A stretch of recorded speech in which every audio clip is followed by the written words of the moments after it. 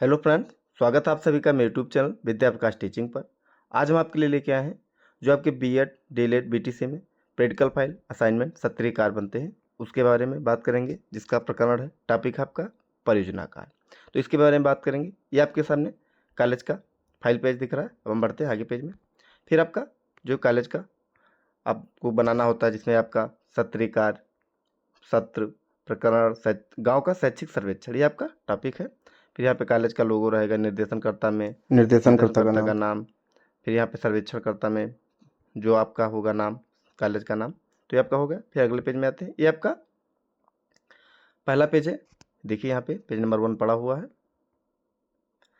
सर्वेक्षणकर्ता का परिचय। तो ये सर्वेक्षणकर्ता का परिचय, ये आपका पूरा परिचय होगा सॉरी। तो ये आपका रहेगा।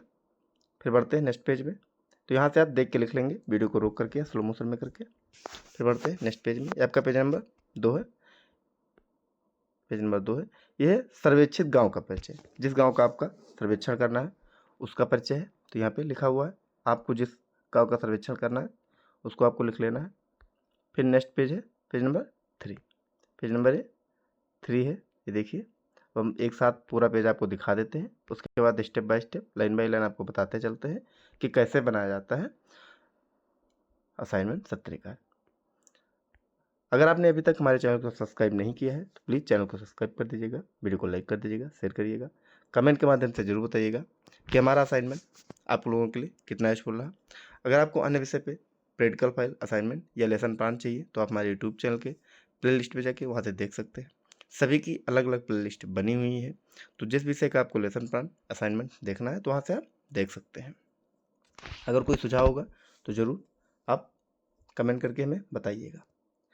हमने जो सर्वेक्षण बनाया है इसमें सामान्य कैटेगरी के बनाए हैं, क्योंकि जिस गांव का मैंने सर्वेक्षण किया है उस गांव में सिर्फ सामान्य जाति के ही लोग थे। तो इसको आपको ध्यान रखना है। चलिए आपको आगे समझ में आ जाएगा। यहाँ पे सबसे पहले आप सर्वेक्षण के सामान्य उद्देश्य लिखेंगे। सर्वेक्षण के सामान्य उद्देश्य आपके सब में रहते हैं। अब उस गांव में कोई भी कास्ट हो, लेकिन जो उद्देश्य होते हैं वो सभी में लगभग एक जैसे होते हैं। सर्वेक्षित गांव के साक्षर लोगों की संख्या ज्ञात करना, ये आपका दूसरा है। फिर तीसरा है, आप यहाँ से देख के लिख लेंगे, वर्ड टू वर्ड हम नहीं बताएंगे, आपको क्लियर पढ़ने में आ रहा होगा तो आप पढ़ के लिख लेंगे, वीडियो को रोक करके स्लो मोशन में करके। फिर चौथा है, यहाँ पे पांचवा है, फिर छठा है, और ये आपका सातवां, फिर आठवां है, नवा और 10वां। तो ये आपका पेज नंबर 4 कंप्लीट हो गया, सॉरी 3 कंप्लीट हो गया। यहाँ से आप देख के लिख लेंगे। अब बढ़ते हैं नेक्स्ट पेज में। फिर है सर्वेक्षित गांव में मौजूद संस्थाएं। तो सर्वेक्षण गांव में कौन कौन सी संस्थाएं मौजूद हैं इसको आपको लिखना है। पेज नंबर 4 है आपका। तो यहाँ से आप लिख लेंगे आंगनबाड़ी, प्राथमिक, उच्च प्राथमिक विद्यालय, माध्यमिक विद्यालय, कितनी संख्याएं हैं तो उनको आपको लिख देना है। तो आपका पेज नंबर 4 कंप्लीट हो गया। नेक्स्ट पेज में बढ़ते हैं। नेक्स्ट रीडिंग है आपकी सर्वेक्षण से प्राप्त आंकड़ों का सारणीयन। तो सारणी संख्या 1 है, एक साथ आपको दिखा देते हैं। ये है, अब थोड़ा सा जूम कर देते हैं। गांव की कुल संख्या। तो गांव की कुल संख्या क्या है? तो क्रम संख्या है, वर्ग है, महिला, पुरुष और योग। तो सामान्य वर्ग, पिछड़ी जाति, अनुसूचित जाति। तो हमारे गांव में, जिस गांव का मैंने सर्वेक्षण किया उसमें पिछड़ी जाति, अनुसूचित जाति नहीं है, तो ये कॉलम खाली है। आपके गांव में, जिस भी गांव का आप सर्वेक्षण कर रहे हैं उसमें जो भी संख्या तो आप यहाँ पे लिख लेंगे। मान लीजिए हो सकता है आपके गाँव में सामान्य जाति की संख्या ना हो, पिछड़ी और अनुसूचित जाति की हो, तो आपको सामान्य का कॉलम खाली छोड़ देना है। आप अपने हिसाब से कर लेंगे। तो यहाँ पे आप ऐसे लेंगे, जैसे सामान्य वर्ग में महिला इतनी है, पुरुष इतने हैं, टोटल इतने हैं। तो अब टोटल आपका वही हो जाएगा जो ऊपर था। फिर है सामान्य जाति की कुल संख्या, वही जो आपके कॉलम में लिखा है वही आपको यहाँ पे लिख देना है। फिर नोट, इस सर्वेक्षण में 5 वर्ष से कम आयु के बच्चों को सम्मिलित नहीं किया गया है।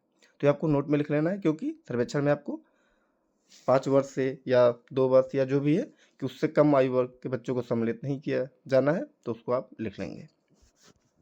फिर है सारणी संख्या 2। सारणी संख्या 2 है आपको।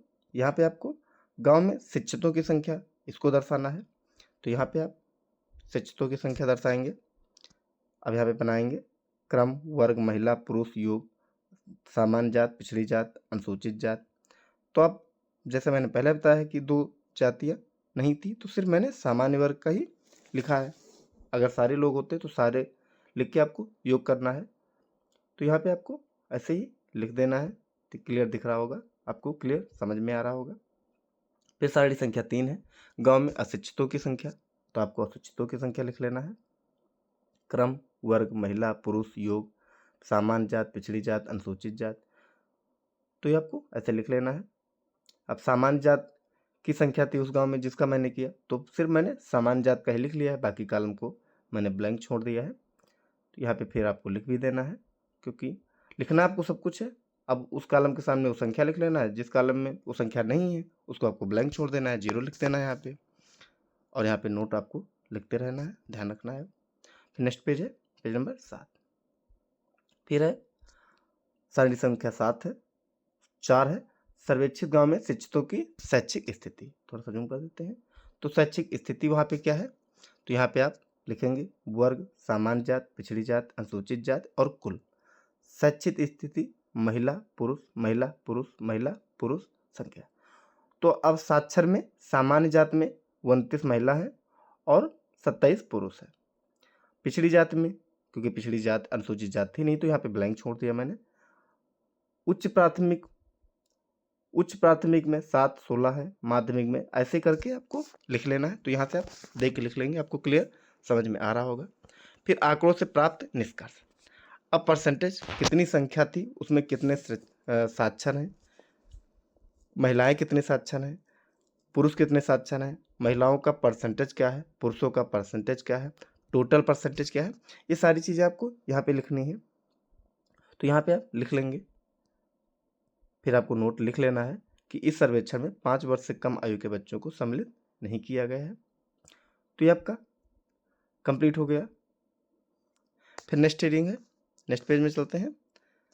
पेज नंबर 8 है आपका, गांव में पिछड़ी जात का प्रतिशत, क्योंकि सभी का लिखना है। अगर मान लीजिए उस जात के लोग नहीं हैं तो वहाँ पे आपको ब्लैंक छोड़ देना है। तो यहाँ पे गांव में पिछड़ी जात का साक्षरता प्रतिशत 0 है, क्योंकि वहाँ संख्या ही नहीं है, तो सब में आपको 0 लिख लेना है। फिर गांव में अनुसूचित जात का साक्षरता प्रतिशत, महिलाओं का, पुरुषों का, तो इसमें आपको 0 0 लिख लेना है। जो नहीं है जो जातियाँ नहीं हैं उनको आपको 0 लिख देना है। फिर नेक्स्ट पेज में बढ़ते हैं। फिर गांव में साक्षरता कम होने के कारण कौन कौन से हैं, पूरा एक साथ दिखा देते हैं। आप थोड़ा सा जूम कर देते हैं। अगर आपने भी हमारे चैनल को सब्सक्राइब नहीं किया है तो प्लीज़ चैनल को सब्सक्राइब कर दीजिएगा, वीडियो को लाइक कर दीजिएगा, शेयर करिएगा, कमेंट के माध्यम से जरूर बताइएगा कि हमारा जो असाइनमेंट है ये आपके लिए कितना यूजफुल रहा। अन्य विषय के असाइनमेंट, प्रैक्टिकल फाइल या लेसन प्लान देखने के लिए आप हमारे यूट्यूब चैनल के प्लेलिस्ट में जाकर वहाँ से देख सकते हैं। सभी की अलग अलग प्लेलिस्ट बनी हुई है, तो वहाँ से आप देख सकते हैं। गांव में साक्षरता कम होने के कारण, तो ये गांव के में क्या क्या साक्षरता कम होने के कारण है, तो इस पे लिखा हुआ है। पहला, अभिभावकों द्वारा बच्चों को विद्यालय भेजने के प्रति उदासीनता, ये आपका पहला कारण है। दूसरा है आपका गांव के लोगों का आर्थिक दृष्टि से कमजोर होना। तीसरा है विद्यालय का दूर होना। तो यहाँ से आप देख के लिख लेंगे। फिर नेक्स्ट पेज में चलते हैं, शेष बताते हैं आपको। तो आपका हो गया। फिर चलते हैं नेक्स्ट पेज में। अब वीडियो को रोक करके स्लो मोशन में करके लिख लेंगे। फिर है चौथा आपका है जातिवाद। पांचवा है वरिष्ठ नागरिकों की शिक्षा की व्यवस्था का अभाव। तो ये आपके साक्षरता कम होने के कारण है। फिर बढ़ते हैं नेक्स्ट पेज में। साक्षरता बढ़ाने के उपाय क्या क्या हो सकते हैं, तो थोड़ा सा जूम कर देते हैं। साक्षरता बढ़ाने के उपाय यहाँ दिए हुए हैं। पहला उपाय है अभिभावकों को समझाना, ये आपका पहला उपाय है। फिर दूसरा है आर्थिक स्थिति। फिर विद्यालय को सभी की पहुंच में लाना, यानी विद्यालय जो है सभी तक उसकी पहुंच हो।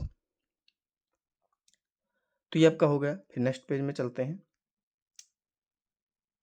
फिर चौथा आपका कारण है वरिष्ठ नागरिकों के लिए विद्यालय। तो ये आपके साक्षरता बढ़ाने के उपाय हो गए। अब हम बढ़ते हैं नेक्स्ट पेज में। तो यहाँ से आप देख के लिख लेंगे, आपको क्लियर दिख रहा होगा। फिर है निष्कर्ष। निष्कर्ष में आपका रहेगा, ये साथ दिखा देते हैं, ये आपका निष्कर्ष है। अब थोड़ा सा जूम कर देते हैं। तो निष्कर्ष में आप यहाँ से लिख लेंगे ये आपका निष्कर्ष हो गया। तो यहाँ से आप देख के लिख लेंगे। वीडियो को बहुत स्लो बनाना संभव नहीं है, वीडियो बहुत लंबी हो जाएगी। तो आपका निष्कर्ष है। अब हम आपको इसका जो प्रोफार्मा बनता है वो भी हम आपको ये आपका प्रोफार्मा है, जिसको आपको पूरा भरना है कि गांव में मुखिया का नाम यहाँ पे लिखना होगा, फिर उसमें कितने बच्चे हैं, स्त्री कितने हैं, पुरुष कितने हैं, कितने साक्षर हैं, कितने उच्च माध्यमिक हैं, निरक्षर हैं, ये आपको लिखना है। स्त्री पुरुष की टोटल संख्या लिखनी है। फिर यहाँ पे जैसे ये पे देखिए डाटा लिखा हुआ है, फिर उसमें निरक्षर कितने हैं, माध्यमिक कितने पढ़े हैं, उच्चतर माध्यमिक कितने, स्नातक है, परास्नातक, ये डाटा आपको फिल करना होता है। तो यहाँ से आप देख के थोड़ा सा आइडिया ले सकते हैं, और फिर जिस भी गाँव का आप करेंगे तो वहाँ पे आपको उस हिसाब से लिखना है। ये देखिए मैंने 47 लोगों का किया है, क्योंकि मुझे मैक्सिमम 50 लोगों का करना था, 40 से 50 लोगों के बीच का सर्वेक्षण करना था। अब एक गांव में जितने लोग होंगे उतने लोगों का आपको करना है, तो हो सकता है 50 हो, 60 हो, 40 परिवार हो, ऐसे आपको कर लेना है। देखिए यहाँ पे ध्यान से आपको दिख रहा होगा, ये बना हुआ है, जैसे ये नाम है, तो इसमें परिवार के कुल सदस्य कितने हैं, स्त्रियों की संख्या, पुरुषों की संख्या, साक्षर हैं, पिछड़ी जात, सामान्य जात के हैं, पिछड़ी जात के हैं, अनुसूचित जात के हैं। तो जैसे मैंने पहले बताया कि मेरे सर्वेक्षण में सिर्फ सामान्य जात के लोग थे उस गांव में, तो मैंने सिर्फ सामान्य जात के लोगों को किया है। निरक्षर है, साक्षर है, प्राथमिक है, उच्च है या उच्चतर माध्यमिक पढ़े हैं, स्नातक कितने हैं, परास्नातक कितने हैं, डिग्री किसके पास है, तो ये महिलाओं का है और ये पुरुषों का है। तो ऐसे आपको लिख लेना है। फिर यहाँ पे स्त्री पुरुष कॉलम बना लेना है। तो ये आपका कंप्लीट हो गया। तो आपको हमारा असाइनमेंट कैसा लगा प्लीज़ कमेंट के माध्यम से जरूर बताइएगा। चैनल को सब्सक्राइब कर दीजिएगा, वीडियो को लाइक कर दीजिएगा, शेयर करिएगा। अन्य विषय के lesson plan, pedicle file, assignment देखने के लिए आप हमारे यूट्यूब चैनल के प्लेलिस्ट में जाके वहाँ से देख सकते हैं। सभी की अलग अलग प्लेलिस्ट बनी हुई है, तो वहाँ से आप अपने विषय का lesson plan, pedicle file, assignment देख सकते हैं। अगर आप लोगों ने अभी तक चैनल को सब्सक्राइब नहीं किया है तो प्लीज़ चैनल को सब्सक्राइब कर दीजिएगा, वीडियो को लाइक कर दीजिएगा, शेयर करिएगा, और कमेंट के माध्यम से जरूर बताइएगा कि हमारा असाइनमेंट लेसन प्लान आप लोगों के लिए कितना यूजफुल है। वीडियो के अंत तक बने रहने के लिए आप सभी लोगों का बहुत बहुत धन्यवाद।